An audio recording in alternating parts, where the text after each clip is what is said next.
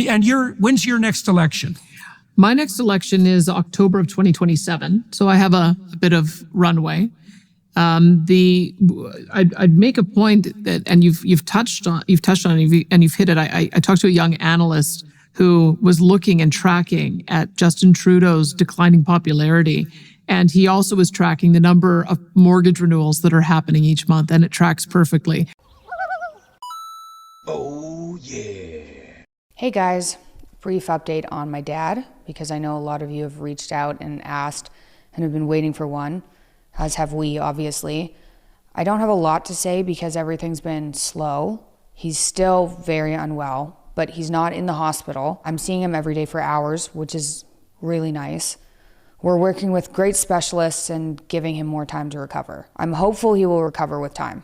When I posted the last video, I didn't know if he would recover at all. It was really scary, and I'm hopeful now, but it's still early on and he's still quite unwell, and we're still really not sure what's going on, whether it's an immune system issue, neurological, both. So I wanted to give an update that was like, things are really bad, but they're not as bad as they were a month ago or 2 months ago. So that's the update. I wish things would just go back to normal, but they're not there yet. Thank you so much for your prayers. We need them. I'll let you guys know as soon as I can if anything changes. Hopefully he's on the road to recovery.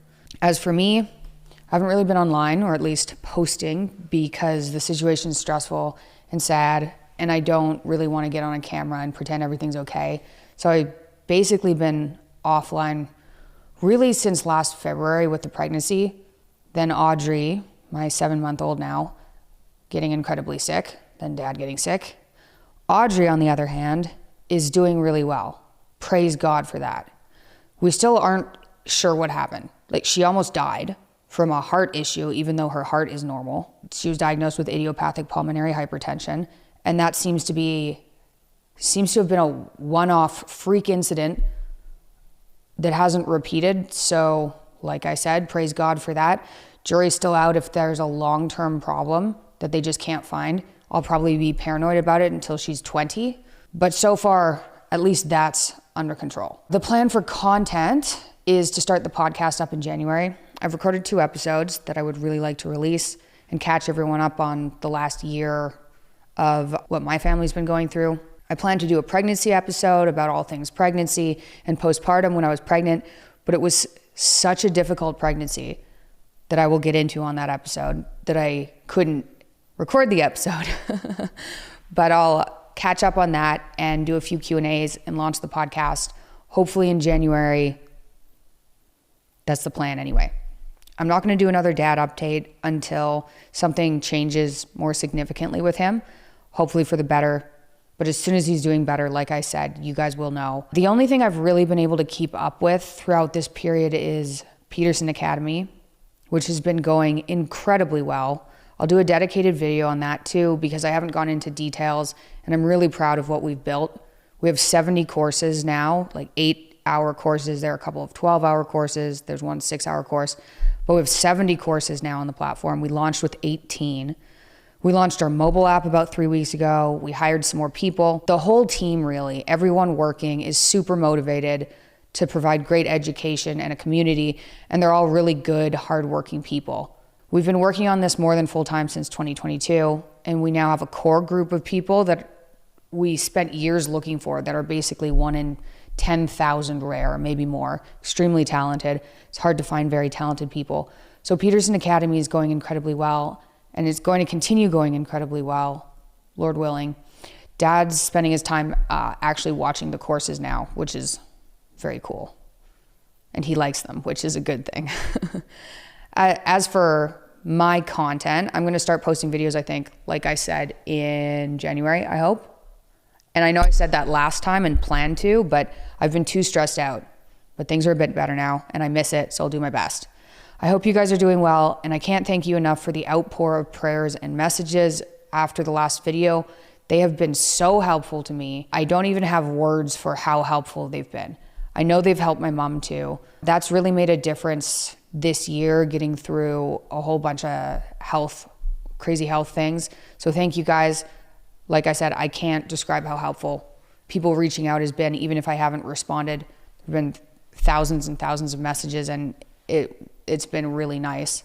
So I will talk to you guys soon. I also have an announcement too that I will put out in a few days that I'm excited about. It's nothing to do with Dad, but something I've been wanting to do for a very long time that I'm going to launch. It's not a product. It's more exciting than a product. So I'll talk to you about that very soon. Bye for now. Oh yeah. To what end, Michael? Like, I read about, the notion that we need to, turn to plant-based foods and insect-based protein in the future, and that, meat production and all the cow methane are contributing to the degradation of the environment. But like, what do you see this as a plan, or just as a part of the globalist utopian, ideologically blind stupidity? Because farmers do pollute. There is runoff from fertilizer. It does cause algal blooms, for example, in the water. And these are problems. I don't think they're insurmountable problems. But you're pointing to something that's more malevolent and deeper and programmatic. And we don't want to go there without questioning that presumption. I always think if you can explain it with stupidity, you don't have to explain it with malevolence. Well, as you know, be careful with that one, because sometimes we do have to go to malevolence in this case. I know we do, yeah. And I watch your show enough to know you know exactly why this is happening. And let's talk about this. If the Dutch farmers, let's take this as a premise, are the most efficient in the world, or let's just say they're the second most efficient, why would you knock them out of the saddle to get somebody else to produce the food? Where, Indian farmers? Who's going to produce this food in a much less efficient way that would create even more pollution? This is clearly about control. Also, there's something that you never hear in any press that I've heard in the United States is the tri-state city. Tri-state city is this smart city that they're proposing to build between the tri-states are Belgium, Netherlands, and Germany. So this mega city, basically, that would take up all this farmland in that area, and which would bring huge amounts of more people into this area, right?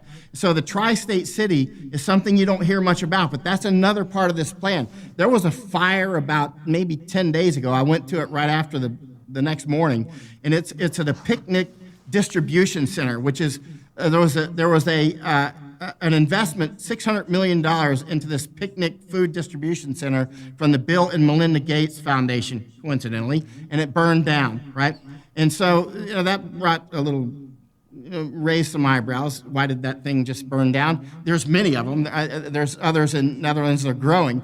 But the bottom line is the Bill and Melinda, or Bill Gates, is buying up farmland, as you know, all over the place. I know. He is the biggest private landowner in the United States right now, and the land that he's buying up, he's taking out of food production.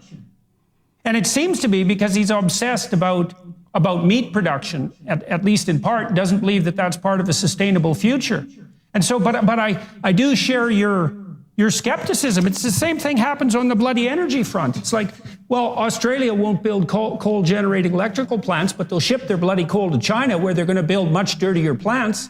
And the same thing applies to Canada. If we shut down our energy industry, which our bloody, insane, narcissistic, delusional, traitorous prime minister happens to think is a good idea and seems to be working as hard as he can to manage, all that's going to happen is that we're going to cede the ground to people like Putin, who we also turned into a radical enemy with his hands on the control pump for Europe. I don't see how we could be stupider here in the West if we actually took courses in stupidity and tried as hard as we could.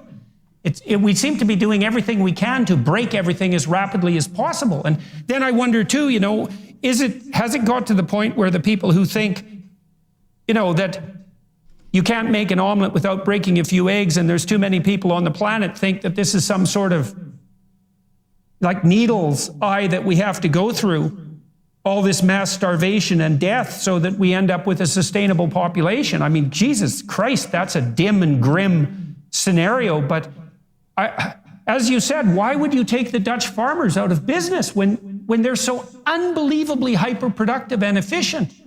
It's not like there's too much food, especially not if we don't have farmers. If anything, I would be trying to get a large agricultural institute here in Netherlands to teach other farmers how to be as efficient as Dutch farmers are. replicate these farmers. You know, in Afghanistan, actually, many of the farmers coming over, I was out in the farms quite a lot, were actually Dutch farmers to teach Afghans how to do things better. But the bottom line is, as you can see, there is a huge, I watch you all the time, you know what's happening. There's a huge authoritarian, the desire to have a one world order is clearly strong. And this isn't the first time it's happened. As you know, it's a constant in human behavior. And also, as somebody who studies the human psyche a lot, as you do, you realize pulling these farmers off of their traditional farms unroots them. It cuts their anchor, their boat anchor. They're going to be drifting, culturally, so that makes them much easier to. You can't control farmers well. That's why Stalin wanted to get rid of the farmers. You know, Stalin had to get rid of those farmers because farmers have a mind of their own. Same with Mao. You got to get rid of those farmers because they think for themselves. And likewise here, these Dutch farmers think for themselves. And so they're the bad guys. To me, they're the great guys. These are the people me that we too, have to man. defend. That's our backbone. They are our backbone. That's why I flew to Netherlands from Mexico. I mean, that's how important this is. Okay, so what have you discovered on the ground there? You've been talking to farmers. Tell us, first of all, about how the protests were organized, what their scope is, and why the farmers are doing this and what they hope to accomplish. Well, the farmers in Netherlands are amazingly cognizant of what's happening. Many people that I talk with around the world don't realize, these other things like the WEF, WEF and these sorts of things. But the Dutch farmers are talking about it in detail. They're like, the nitrogen is nonsense, and it's all about Klaus Schwab and Bill Gates is trying to do this, and they'll go into great detail. They know exactly what's happening. They're trying to take our land because of this, and that, and the other. And, they know it. They're not just like in Panama, it's another story. Panama is just like, give us cheap gas, give us cheap cheese, cheap this and cheap that, and we'll go home, right? They're easily satisfied. Not the Dutch farmers, they're more sophisticated. These are serious players here. And again, that's why I jumped on an airplane. If people like this are blocking streets around Netherlands, and we got the German farmers joining up with them, and they're blocking the border together, German and Dutch farmers, right? Polish farmers, I love Poland. I spent 2 years there.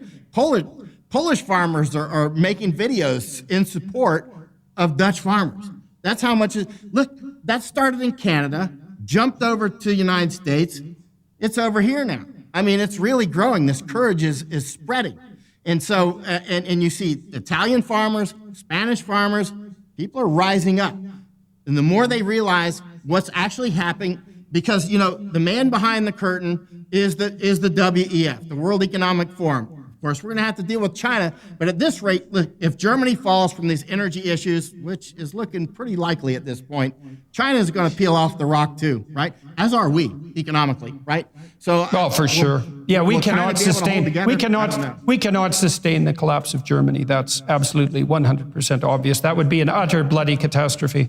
If Germany collapses, EU's gone, right? For a while, right? And I mean, the EU will probably dissolve. That's my guess. I don't know. We'll see when time unfolds. But obviously, that'll take our economies with it, and China, right? And Japan. And of course, Japan imports, 60, 70%? All these island nations and island state like Hawaii that import, 90% of their food imported, right? They are going to be in for a world of hurt. Japan imports most of its food. And, some of these countries that I have to, and I kind of, I should say, maybe insulted the French for a while years ago and saying, why are they defending all these small farmers all the time? Now I see the French wisdom. These small farmers, that resilience, and these, when you go to France and you go to, I'm sure you've been to France, and their small farmers everywhere provide a great deal of resilience, right? And that's why in Netherlands, if they lose, these farmers are vital for that. They're as important as their army. I mean, without these farmers, you're somebody else's. You're in somebody else's pocket. Bill Gates, the World Economic Forum.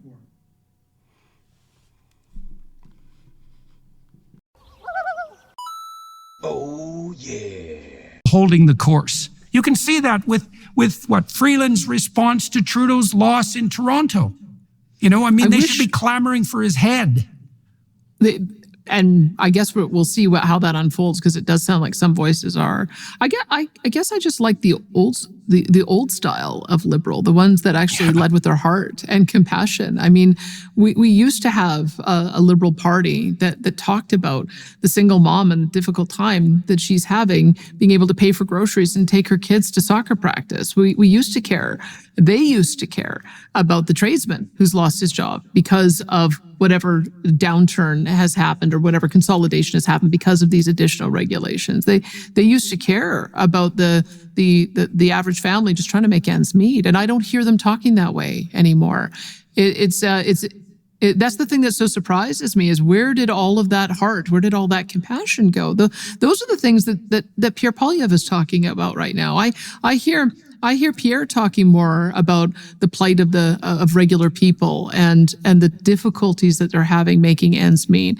I know that is very much on my mind, about how do we counteract all these terrible policies so that people can just afford the basics of life. And I don't know when the Liberals stop caring, but it's so obvious that what you've described is true, that they're not putting people first anymore. Yeah. Well, it is very interesting to see. Well, Ford has done the same thing in Ontario, that Ford and Poilievre have really become the voice of the working class. And I see, the thing is, you kind of see that with Trump in the US too. And I think maybe it's because we've actually developed the realization on the classic liberal and conservative front that there is no better pathway forward for rectifying the economic misery of the poor than the free market system.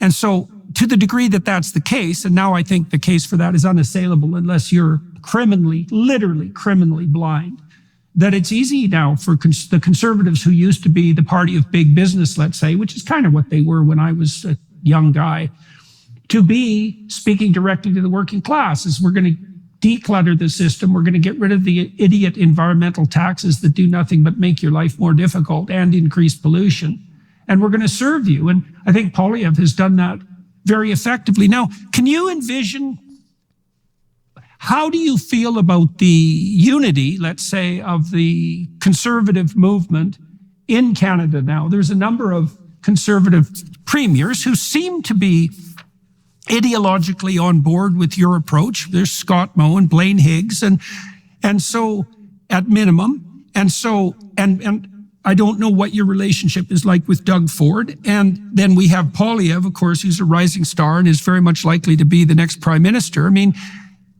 so is your view of Canada's future at the moment optimistic fundamentally? And if it's optimistic, what is that optimism tempered by?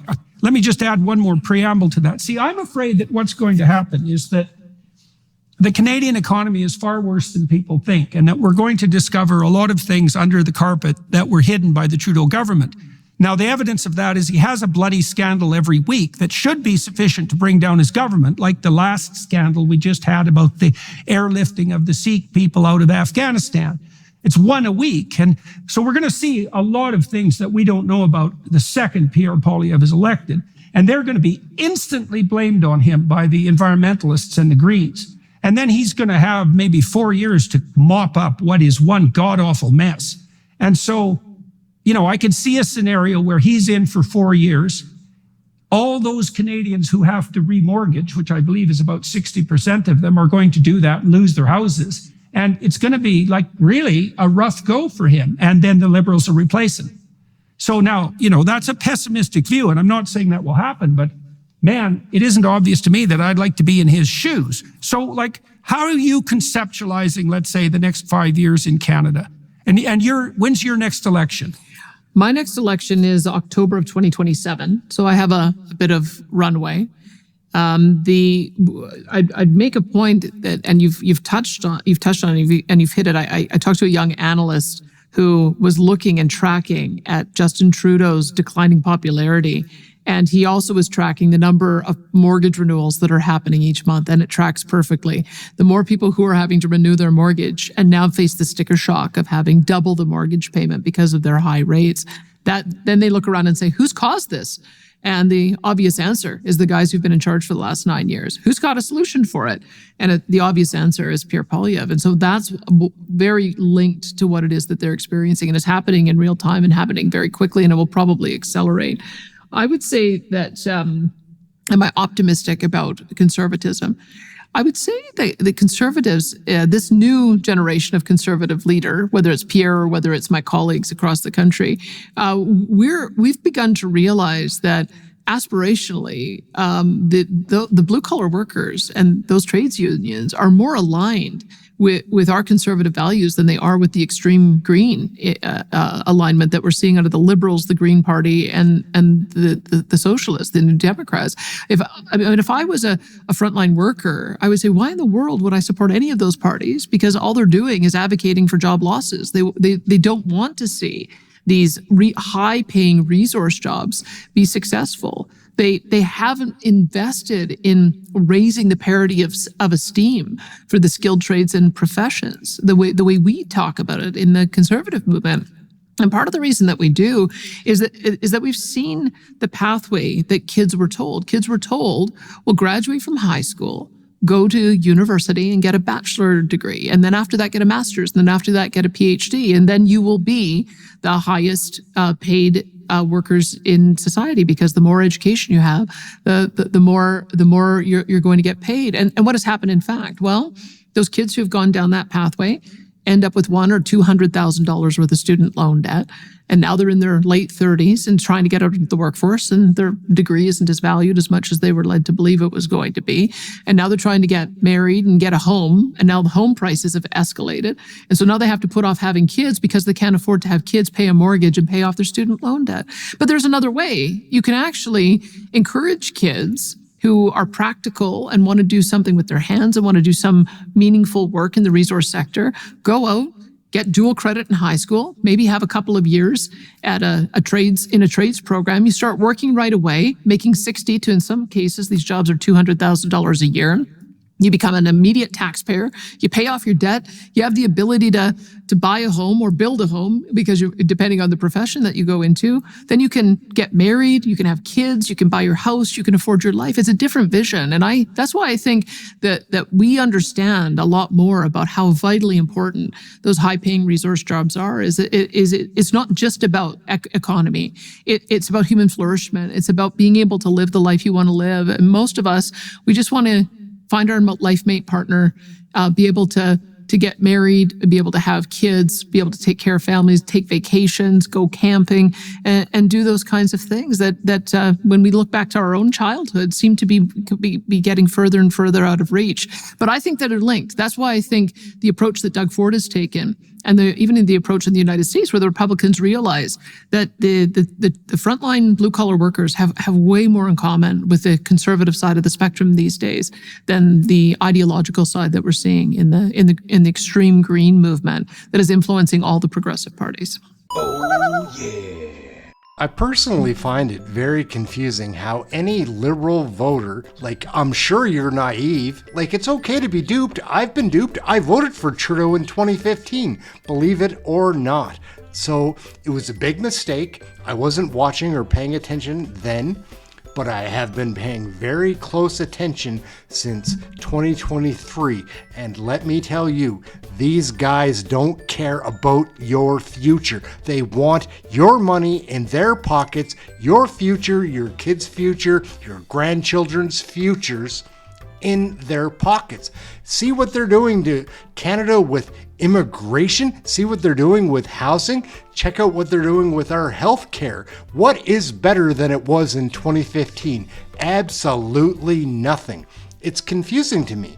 On a lighter note, my name's Aaron. This is Canadian Looney. I work very hard at this channel, and believe me, I'm not a conservative. I will be voting that way. It seems to be the only way to get out from underneath this liberal conspiracy to destroy our way of being. And if you think I don't want to admit that I was fooled, or that I was raised liberal, so I'm still a liberal, change it up, because they have no plans for your future except lining their pockets with your tax dollars, laundering that money, spending it in other places so Mark Carney, Justin Trudeau, all these hack bullshit ministers can get richer on your coin under the guise of being incompetent or negligent. Like, it's not that.